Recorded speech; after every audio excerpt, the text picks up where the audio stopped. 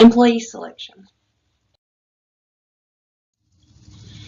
Within selection, it's the process of gathering information about applicants and using the information to choose the most appropriate.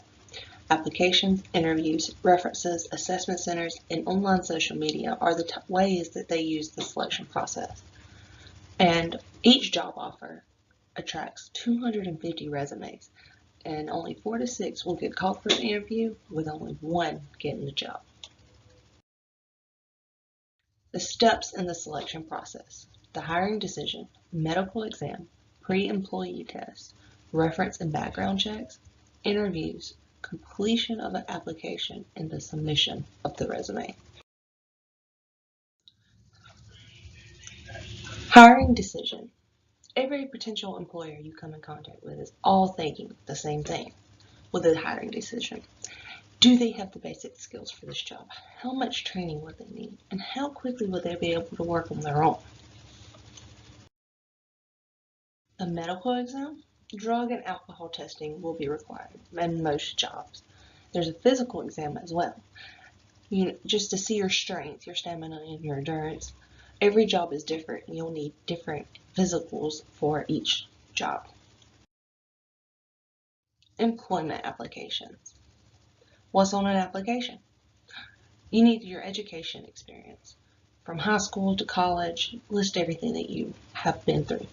Work experience, every job that you've ever had, because within the past you could have skills that are needed for this new job. And then personal history and your qualifications and stuff.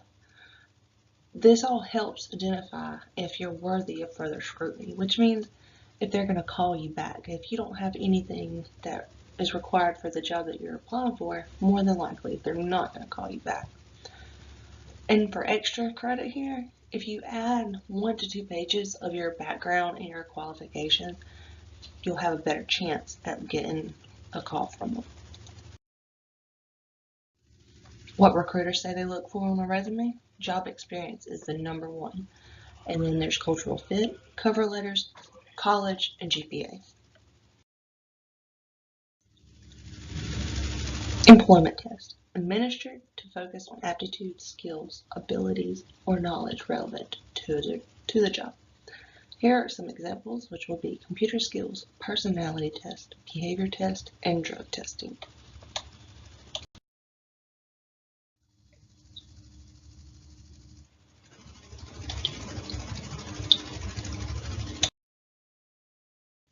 References. These are people who can verify the background information and provide personal evaluations of you. You need to list people who will say good things, family and friends, that they'll always say good things. However, it needs to be co-workers or employers. They're the ones who know your skills, your work skills. That's what you're needed whenever you're applying for a job. These are the most asked questions whenever they call on your references. So what are your responsibilities, reason why you left, what exactly did you do? Interviews. It's the most used technique because it gives the employer the ability to sit down face-to-face with the applicant. It gives applicants and employers opportunity to learn more about each other. It gives the employer a chance to see your personality and your attitude. There's online interviews, and then there's the disadvantage, which is discrimination will begin. There's appearance and gender and sexuality. That just is not the best way to do the interviews. Types of interviews. There's non-directive, just broad questions. Tell me what you did at your last job. There's structured. It's the established set of questions and set standardized questions. This is less likely to be used. There's situational. It's similar to the structured, except you're asked hypothetical questions such as, how would you handle if your team resisted a new idea that you introduced? More types of interviews. There's behavioral description. It focuses on actual work incidents from the applicant's past jobs. Give an example of a goal that you reached and tell me how you achieved it. There's a sequential and panel. The applicant is interviewed by multiple people and it's back to back.